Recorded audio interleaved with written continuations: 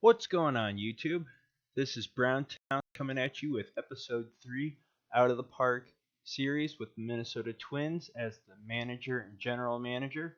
Right now, we are sitting 53 and 51, just a couple games above 500, where we are third place, standing behind Kansas City Royals and the Cleveland Indians. And at this point, August 1st, 2017, it seems pretty clear that the Cleveland Indians will take the Central Division. And right now, the Minnesota Twins are fighting for a spot for the wild card.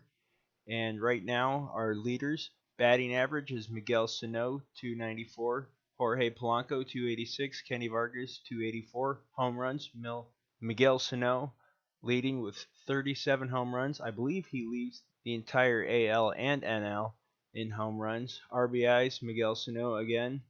And right now with stolen bases, we have Byron Buxton, Brian Dozier. It was Max Kepler for the longest time, but we actually made a few trades, including him, to bring on a couple of players. So I'll run down the list of all the trades I've made before the trading deadline. So with the one with Max Kepler, we traded him, Nick Gordon, for Julio Teheran, and a top prospect starting pitcher, which would be Kobe Allard. Another trade we made was Ryan Presley, Dan Gamache for Kelly Dugan and $4 million cash. Another trade we had was Phil Hughes, Daniel Paca, and Buddy Kennedy for Matt Kemp and Drew Harrington. Another trade we made for was Glenn Perkins, Nick Turley for Willie Peralta. Another trade we've made was for Jorge Polanco with Will Crow, $5 million cash. Lastly, our final trade was with Travis Blankenhorn, DJ Buxendale, Max Murphy, and Eddie Rosario in exchange for Kyle Schwarber, Ryan Williams, and $5 million cash. So of the 6 trades we've made, we've acquired quite a few good prospects, and as well as $14 million in cash, and plus or minus an extra $8 to $10 million we've dropped off our books and placed them on other teams like the White Sox and the Atlanta Braves in exchange for players and prospects. So right now, our starting rotation is 11th in the AL. We are 3rd in bullpen ERA. Our defensive efficiency is 10th. We've only lost Trevor May, Ryan Work. They're out with Tommy John, so they won't be back until maybe next year at the beginning of the season. Robbie Grossman's only out for a couple weeks with a torn meniscus, and Josh Reddick is day-to-day with a finger blister. Our starting rotation, Julio Teheran, who's been okay for the most part since the trade. He's 3-3 with a 5.06 ERA, so his ERA has improved since he's been traded, but his ERA wasn't like what he had last year. And if we look at his stats from the year before, I believe in 2015 he was a 4.04. And so hopefully we can get him back into that ballpark where he's a sub 4 ERA. Another thing was with the contract with Julio Teheran, his extension was out for the next 3 years. And in trading for him and Kobe Allard, I also had the Atlanta Braves retain. It was roughly 60 to 80%. I can't remember the exact number, but the 6.3 that he is owed this year, the majority of it is what the Atlanta Braves pay, and then we only pay I think it was 15 to 30%, somewhere around that ballpark. Jose Quintana, who has been on fire since we have traded him. Right now, he is 6-1 with a 2.84 ERA, 15 walks to 47 strikeouts. He is right now our ace pitcher, and he will be for the foreseeable future, for all I am concerned. Kyle Gibson is coming off a so-and-so season, 7-7 right now. He didn't start really all too well. I believe he was 3-6 before he started picking up and finding his own rhythm, and he's been doing real well since then. Jose Barrios hasn't been from what I expected to be this season. He's 5-8 right now with a 4.95 ERA. I'd like to see him under sub 4 as well. And then Willie Peralta is a guy I picked off from a trade as well, and right now he's only 1-0 from one game with a 3.38 ERA. So I can't really tell a whole lot from Peralta from this season. He started 40 games with Milwaukee. He's only 2-1 in there. So hopefully he would be a good starter for us. Otherwise, I may put in Jose De La Paula or Jeff Locke in for the starting rotation. With Jeff, he would be a good left-handed pitcher, whereas Willie's a right-handed pitcher, and our starting rotation seems to be right-handed dominant, with only Jose Quintana being our left-handed pitcher.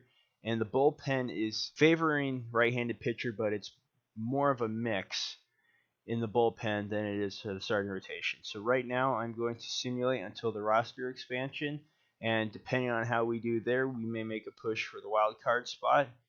Otherwise, we'll just make our way to finish the season. If we make the postseason, that would be very good because I am exceeding my expectations if I do make the postseason. Right now, the owner expects me to play 500 ball, and right now we are doing just that. So let us begin into September 1st, 2017. All right, we are at the September 1st mark during the season, and right now the team has kind of faltered through a little bit. If we look at our schedule here, we really couldn't find any good rhythm. In August, we've had a couple win streaks here, very brief, but then it follows off with an elongated losing streak. Here we have 4-game losing streak here. We've had a 3-game losing streak here. We've had 7-game losing streak here, and it's not been the best for us. We would really have to turn it around in September in order for us to make a push. Right now, our future seems pretty bleak to make for a postseason run. I am going to simulate until the regular season, and we'll see how it goes from there. All right, welcome back. We are now in October 2nd, 2017. The Minnesota Twins were unfortunately eliminated from the playoff race. I believe it was around towards the end of September. They were holding on by a string of hope, that is thinking that they were going to make a last minute effort to playoffs. And unfortunately, it's September and August. We could not find a good string of wins. See right here, we won 10 games out of, I'd say, 28 in August. In September, we weren't that much better with 11 wins. So these aren't the kind of numbers postseason teams make. Obviously, we didn't have the defensive firepower to hold off a lot of teams. We've kept up offensively as best as we could, although we've kind of dipped in the batting average and on base percentage and runs scored. Home runs, we were still tied for third, which was pretty good. That would be the silver lining for this season, but with runs against, starters ERA has improved a little bit. I had done something towards the middle of the simulation where I had my assistant general manager make the arrangements throughout the entire minor and major league system, putting Jose Quintana as the ace, bumping Julio Teheran back in third. Jose Barrios was fourth. I believe he was fourth from the start. And then we called up the new kid, Justin Haley. And this kid, believe it or not, actually surprised me more than anything. He's slightly average, if not a little bit above average, in the double A's and even in the triple A's. He was 8-9, but when he got called up to the majors for his brief period of time, he was 3-0 with a 3.18 ERA, 22 strikeouts to 8 walks. That is considerably really well, given he doesn't have a whole lot of overall or potential from both OSA ratings and head scout, although he did do enough to make him stand out quite well. Jose Quintana, he started 6-1 from the last break, and right now he's 9-6. The ERA has jumped up almost 0.8 ERA, so now he's at a 4.09. Gibson, he was 7-7, and now he's 13-10, so he's done a lot better since the break. Julio Teheran, he's been a little bit worse than from where he was started. He was, I believe, 3-3 or 5-5, and now he's 5-9. Jose Barrios was 5-8, and now he is 9-15. So not a whole lot better in the wins loss. He's actually done worse. But if you look at the ERA, it was just a hair over 5, and now he's just under 5.0 ERA. And Justin Haley, the sensation, if you would call it, really showed off his skills in the AA and AAA and actually earned himself to play a couple starts in the majors. And I figured I'd give him the best opportunity, even though I knew that we weren't going to make a run for the postseason. So this is going to do it all for this episode. What my plans are in the off season, I'm going to address the starting rotation and bullpen, and maybe look at our lineup a little bit, see who I can move around, should I move players around, so on and so forth. Leave a comment below if you'd like to see something done to help this team move on into the next season, hopefully with a better record than what we have right now. Plans are just to look at the starting and bullpen. Starting rotation, I may change it up a bit. Jose Barrios might be on the move. Julio Teheran might be on the move, depending on who we can get for these players. Yeah, stay tuned for episode 4. Thank you, and enjoy the rest of your day.